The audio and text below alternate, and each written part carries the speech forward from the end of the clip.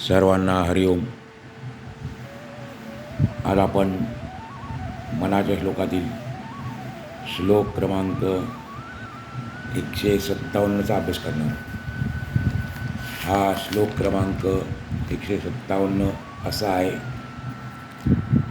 बहुशात्रदुंडाळिता वाड आहे, जया निश्चयो एकतो हि न साहे.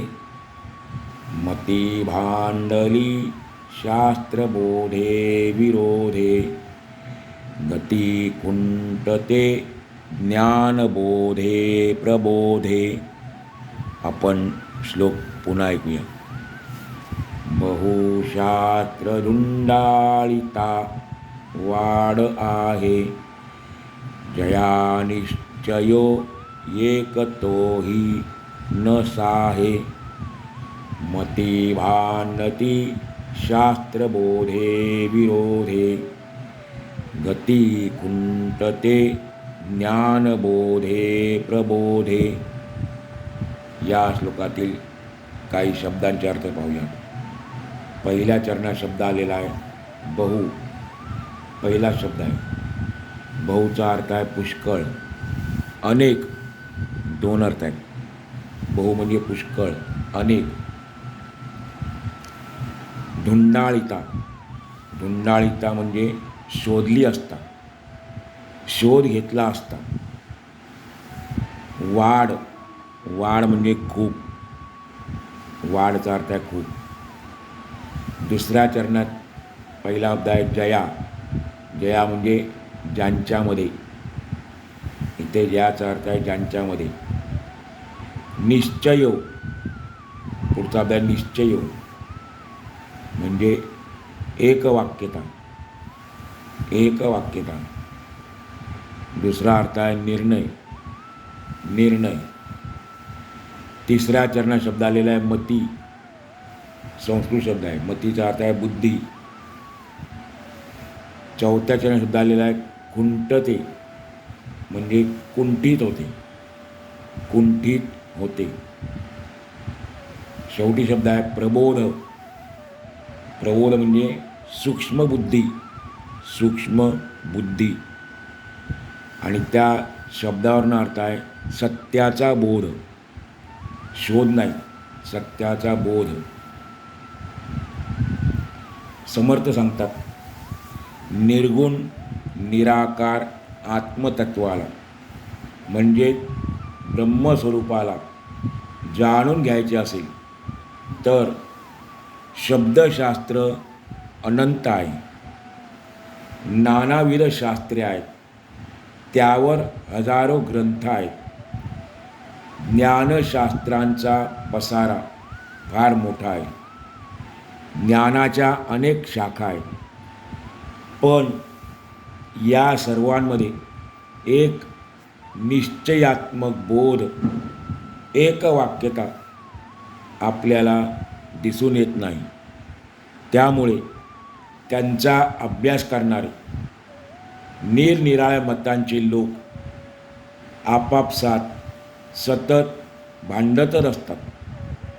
परंतु ज्ञानाचा बोध झाल्याने, सत्याचा बोध झाल्याने जो जागा झाला आहे त्याला परमात्म्याचे ज्ञान होते.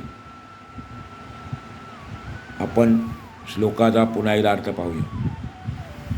समर्थ सांगतात निर्गुण निराकार आत्मतत्वाला म्हणजेच ब्रह्मस्वरूपाला जाणून घ्यायचे असेल तर शब्दशास्त्र अनंत आहे. नानाविध शास्त्रे आहेत, त्यावर हजारो ग्रंथ आहेत. ज्ञानशाखांचा पसारा फार मोठा आहे. पण त्या सर्वांमध्ये एकच निश्चयात्मक बोध म्हणजे एकवाक्यता दिसून येत नाही. त्यामुळे त्यांचा अभ्यास करणारे निरनिराळ्या मतांचे लोक आपापसात सतत भांडतच असतात. परंतु ज्ञानाचा बोध झाल्याने, सत्याचा बोध झाल्याने जो जागा झाला आहे त्याला परमात्म्याचे ज्ञान प्राप्त होते. असा या श्लोकात आपल्याला थोडक्यात सोपार्थ सांगता येईल. प्राचीन काळी आजच्या एवढं ज्ञान सर्वत्र फोफावलेलं नव्हतं. ज्ञानप्राप्तीचा मार्ग काही विशिष्ट लोकांसाठीच मोकळा होता. त्यामुळे त्या एकावर विश्वास ठेवून, श्रद्धा ठेवून लोक वागायचे. आपली स्वतःची बुद्धी चालवण्यासाठी त्या काळी वाव नव्हता. त्यामुळे लोक भांडत नसत. हां, पण जे स्वतःला पंडित ज्ञानी समजत होते त्यांच्यात वादविवाद, चर्चा आणि त्यातून भांडणेही व्हायची. नंतर ज्ञानाचा हळूहळू प्रसार व्हायला लागला. विविध प्रकारच्या ज्ञानशाखांचा प्रचंड विस्तार झाला. ज्याप्रमाणे आपण पाहतो झाडाच्या विविध शाखा असतात, वेगवेगळ्या फांद्या असतात, त्याचा प्रचंड विस्तार होतो. तसा ज्ञानाच्या शाखांचा प्रचंड विस्तार झाला. मनुष्य ते सर्व ज्ञान मिळवण्याचा प्रयत्न करू लागला, त्यांचा अभ्यास करू लागला. परंतु मर्यादित आयुष्य असल्या कारणाने सर्व प्रकारचे ज्ञान एकाच आयुष्यात प्राप्त करणे कठीण झाले. परमार्थाच्या, अध्यात्माच्या क्षेत्रात मनुष्य निर्गुण, निराकार आत्मतत्वाला जाणून घ्यायचा प्रयत्न करू लागला. त्यासाठी 4 वेद, 6 शास्त्रे, 18 पुराणे इत्यादींचा अभ्यास करू लागला. द्वैतवाद, अद्वैतवाद, द्वैताद्वैतवाद, मायावाद वगैरे वगैरे अनेक प्रकारच्या वादात तो अडकू लागला. हाताला लागतील त्या ग्रंथांचे अध्ययन करून त्यात देवाला शोधू लागला. तत्त्वज्ञानामध्ये अनेक मतांतरे आहेत. एखादी गोष्ट पटवून देण्यासाठी पूर्व पक्ष, उत्तर पक्ष असतात. एखादी गोष्ट पटवून देण्याकरता 2 पक्ष असतात, पूर्व पक्ष आणि उत्तर पक्ष. त्यात तो सहभागी होऊ लागला. ज्ञान प्राप्त करण्याआधी, त्यातून देवाची प्राप्ती करण्याआधी, देवाला शोधण्याआधी तो या तत्त्वज्ञानाच्या पद्धतीमध्ये सामील होऊ लागला, सहभागी होऊ लागला. पण मनुष्याचे एवढ्यानेच समाधान झाले नाही. एवढा कोण तो थांबला नाही, त्याला शांती प्राप्त झाली नाही. उलट तो वादाच्या भोवऱ्यात जास्तीत जास्त सापडू लागला, गटांगळ्या खाऊ लागला. आणि याचे कारण आपल्या साधू संतांनी शोधून काढले की माणसाची अशी अवस्था का झाली. मुळामध्ये शास्त्रातच, ग्रंथांमध्ये एक वाक्यता नाही, एक निश्चय नाही, एक निर्णय नाही. तेच स्वतः आपापसात भांडत आहेत. प्रत्येकाचे निश्चय वेगवेगळे, भगवंताबद्दलच्या कल्पना वेगवेगळ्या. एखादा ब्रह्मजिज्ञासू म्हणजे ब्रह्म जाणून घ्यायची इच्छा करणारा, त्याला म्हणतात ब्रह्मजिज्ञासू.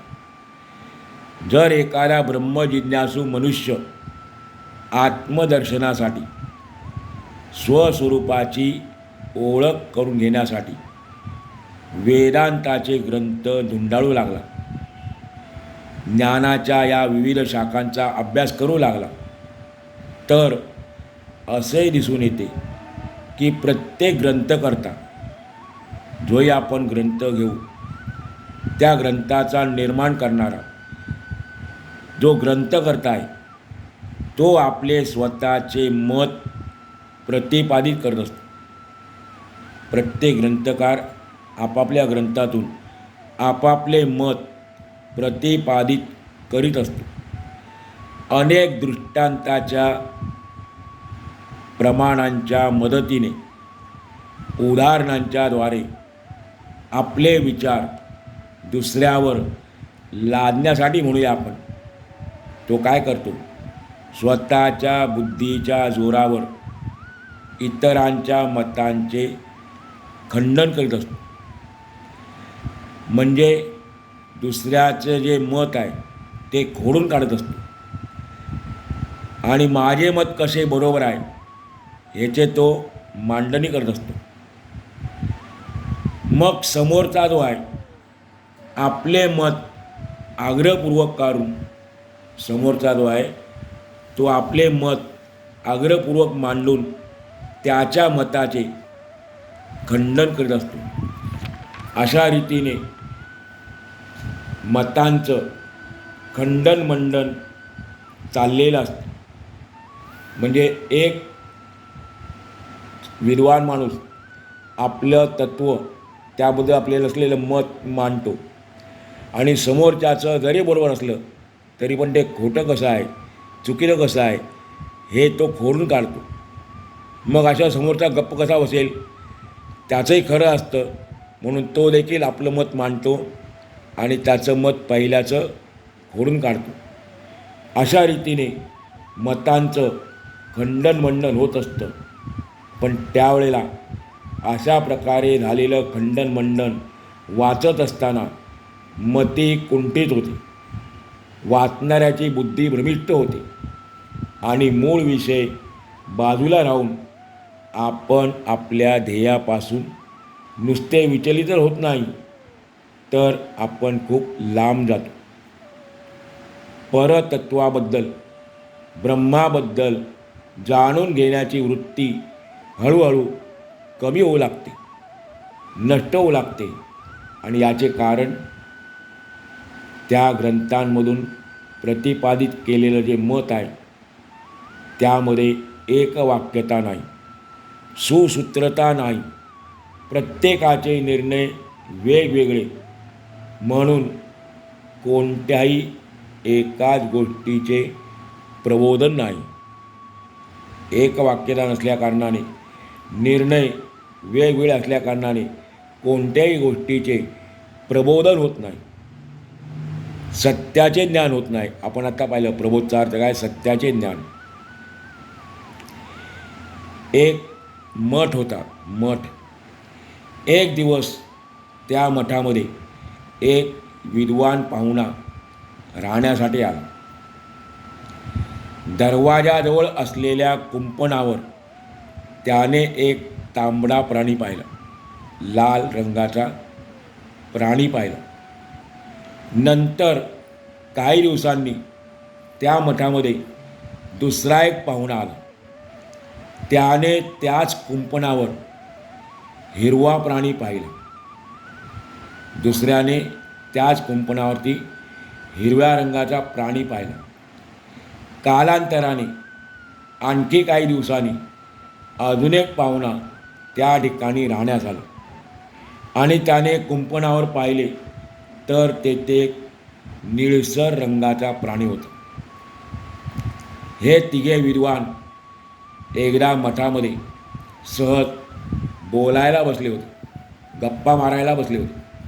तेव्हा कुंपणावरच्या पाहुण्याचा विषय निघाला. कुंपणावरच्या पाहुण्याचा विषय निघाला. त्यावेळी त्या प्राण्याने तो त्या तिघांना ज्या रूपात जसे दर्शन दिले होते त्याप्रमाणे प्रत्येकाने आपली बाजू मांडली, प्रत्येकाने आपली बाजू मांडली.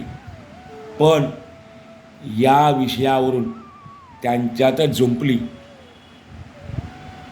त्यांच्यामध्येच भांडण झाली. ते तिघेही आपापसात भांडण करू लागले. प्रत्येकजण म्हणत होता माझेच खरे आहे, मी सांगतो तेच खरे आहे. म्हणजे पहिल्याने जो पाहिला होता प्राणी, त्याला दिला होता तो लाल रंगाचा. तो म्हणला की माझं खरं आहे, मी पाहिला तो प्राणी लाल रंगाचा आहे. दुसरा म्हणला की नाही तो हिरव्या रंगाचा आहे. तिसरा की नाही निळसर रंगाचा आहे. अशा रीतीने त्यांच्यामध्ये भांडणं झाली. प्रत्येकाला असं वाटत होतं की मी सांगतो तेच खरे आहे. आणि भांडण एवढे वाढले की शेवटी रखवालदार तेथे धावत आला आणि त्याने त्या तिघांना विचारले, भांडण्याचे कारण काय? तुम्ही एवढे विद्वान ज्ञानी, तुम्ही आपापसात का भांडतात? पण जेव्हा त्याला त्यांच्याकडून कळलं, भांडणाचे कारण कळले, तेव्हा तो रखवालदार हसायला लागला. तो हसत हसत त्यांना म्हणाला की हे सज्जनांनो, तुमचे तिघांचेही खरे आहे, तुमचे तिघांचेही खरे आहे. आणि पुढे म्हणाला की तुमचे तिघांचे खोटेसुद्धा आहे. तुमचे तिघांचे खरे आहे आणि तुमच्या तिघांचे खोटेसुद्धा आहे. हे ऐकून ते तिघजण बुचकळ्यात पडले. पण एक चांगलं आलं, ते भांडण विसरून गेले, एकत्र आले आणि त्या रखवालदाराशीच भांडायला लागले.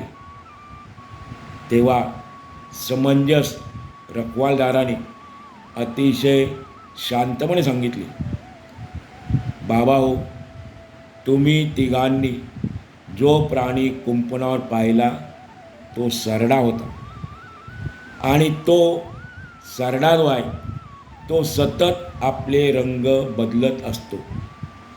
त्याचा खरा रंग कोणी पाहिलाय काय? तुम्ही पाहिले ते सर्व रंग एका सरड्याचेच आहेत. समर्थ ही गोष्ट आपल्याला या श्लोकाच्या पहिल्या 2 चरणातून सांगतात. हा दृष्टांत आपण का दिलेला आहे? पहिल्या 2 चरणात मांडलेला सिद्धांत समजण्याकरता. समर्थ सांगतात पहिल्या 2 चरणातून, बहुशास्त्रधुंडाळिता वाड आहे, जया निश्चयो एकतोही न साहे. व्यवहारामध्ये सुद्धा आपल्याला असंच चित्र पाहायला मिळतं. 10वीपर्यंत मुलासमोर ज्ञानप्राप्तीची एकच शाखा असते, एकच मार्ग असतो. पण 10वी उत्तीर्ण झाल्यानंतर त्याच्यासाठी ज्ञानप्राप्तीच्या अनेक शाखा उपशाखा उपलब्ध असतात. आर्ट्स आहे, कॉमर्स आहे, सायन्स आहे, त्यानंतर अनेक प्रकारचे कोर्सेस आहेत, डिप्लोमा आहेत, नंतर पुढे इंजिनिअरिंग, IT वगैरे वगैरे क्षेत्र आहेत. पण जेव्हा तो एकमार्गी अभ्यास करीत होता, तेव्हा त्याची बुद्धी काम करीत होती, हळूहळू विकसित होत होती. पण जेव्हा ज्ञानशाखाच्या या पसारा आला, विस्तार त्याने पाहिला, त्यावेळेला तो पसारा पाहून गोंधळून जातो. कोणत्या मार्गाने जावे असा निश्चय करणे कठीण होऊन जाते. त्याच्या बुद्धीने त्याने एखादा मार्ग निवडून निश्चित केला की समजा मला जायचे सायन्सला, असा त्याने आपल्या बुद्धीने एखादा मार्ग निवडून निश्चित केला, तर घरातल्यांचे विचार, त्यांचे निर्णय वेगळे असतात. मग त्याचे मन त्याच्याशीच भांडू लागते. कधीकधी घरातल्या लोकांशी सुद्धा भांडण होते. परंतु अशावेळी जर सूक्ष्मबुद्धीचा वापर करून त्याने विचार केला किंवा त्याला एखादा ज्ञानी अनुभवी मार्गदर्शक लाभला, तर भांडणे संपतात. त्याची द्विधा बुद्धी नाहीशी होऊन त्याची निश्चयात्मक बुद्धी तयार होते. हे करू का ते करू, कोणत्यामध्ये जाऊ, ही जी त्याची द्विधा बुद्धी होती ती नाहीशी होते आणि त्याचा एक निश्चय होतो. जर त्याला एखादा ज्ञानी अनुभवी मार्गदर्शक लाभला तर. परमार्थाच्या क्षेत्रातही असेच आहे. ब्रह्मतत्वाचे, सद्वस्तूचे आपल्या बुद्धीने खंडन मंडन करण्यापेक्षा, सद्वस्तूचे ब्रह्मतत्वाचे आपल्या बुद्धीने खंडन मंडन करण्यापेक्षा आपल्या बुद्धीला झालेला अहंकार माणसाने बाजूला ठेवला पाहिजे. अहंकाराने काय होतं, ब्रह्मदर्शन आत्मवस्तूची प्राप्ती निश्चितपणे होतच नाही. खरा ब्रह्मजिज्ञासू मनुष्य जो आहे तो बुद्धीचा अहंकार बाजूला सारून त्या ब्रह्माचे चिंतन मनन आणि निधिध्यासन करीत असतो. ज्याला ब्रह्मतत्व जाणून घ्यायचं आहे तो अशा खंडन मंडनाच्या भानगडीत पडत नाही. तो अहंकार बाजूला करून त्या ब्रह्मतत्वाचे चिंतन मनन आणि निधिध्यासन करीत असतो. त्यामुळे त्याच्या अंतःकरणात खऱ्या ज्ञानाचा उदय होऊन त्याला सत्यतत्वाचे परमात्म्याचे दर्शन होते. परंतु फारच थोड्या लोकांना परमात्म ज्ञानाचा प्रकाश अनुभवता येतो. पण त्याने आपल्या बुद्धीची घमेंड करता कामा नये. त्याने अहंकार बाळगून चालणार नाही. कारण ज्ञानाचा अहंकार हा परमात्म प्राप्तीच्या मार्गातील फार मोठा अडसर आहे, फार मोठा अडथळा आहे. आणि स्वतः भगवंताला सुद्धा अहंकारी माणसे आवडत नाहीत. अशा अनेक भल्या भल्या अहंकारी माणसांचा भगवंताने काटा काढला, त्यांना मातीत मिळवले आहे. अहंकारी माणूस कधीच देवापर्यंत पोचू शकत नाही. कारण भगवंताला फक्त एकच भाषा समजते, ती म्हणजे भावाची, प्रेमभावाची. आपण म्हणतो सुद्धा देव भावाचा भुकेला. हा प्रेमभाव अंतःकरणात सत्संगतीमध्ये जागृत होतो. म्हणून सत्संगतीचं अत्यंत महत्त्व आहे. आणि हा प्रेमभाव भगवंताबद्दल आपल्या अंतःकरणात जागृत झाला की मनुष्य नम्र होतो. त्याचा अहंकार गेला की मनुष्य नम्र होतो. आणि जो नम्र झाला त्याचे प्रभू दास्यत्व करतो. भगवान अशा भक्तांच्या घरी दास्यत्व पत्करतो. भगवंताला आपल्या मुठीत घेण्याचे सामर्थ्य नम्रतेमध्ये आहे. म्हणून जगद्गुरू तुकाराम महाराज एका अभंगातून लिहितात, नम्र झाला भूता तेणे कोंडिले अनंता. नम्र झाला भूता तेणे कोंडिले अनंता. मग प्रश्न असा आहे की माणसाने शास्त्रांचा, वेदांचा, ग्रंथांचा अभ्यास करूच नये का? जरूर करावा, केला पाहिजे. आपल्याला त्यातून ज्ञानप्राप्ती होते म्हणून तो जरूर केला पाहिजे. पण जे चालते बोलते शास्त्र आहे, जे उघडे वेद आहेत, त्या सद्गुरूंच्या चरणांवर त्यांच्या वचनांवर निश्चयात्मक बुद्धी ठेवून त्यांच्या कृपाछत्राखाली त्यांच्यात मार्गदर्शनाने परमार्थाची वाटचाल केली पाहिजे. आणि मग आपल्याला शास्त्रीय भाषेमध्ये वर्णन करतात तसं आत्मदर्शन होईल, ब्रह्मदर्शन होईल. म्हणून आपण इतर ग्रंथामध्ये मांडलेली तत्त्व आहेत, विचार आहेत, ते समजून घेऊन सद्गुरूंच्या वचनावर विश्वास ठेवून आपण ब्रह्मप्राप्ती करून घेतली पाहिजे, असा या श्लोकातून स्वामींना सांगायचं आहे. आज आपण या ठिकाणी आजचा पूर्ण करू.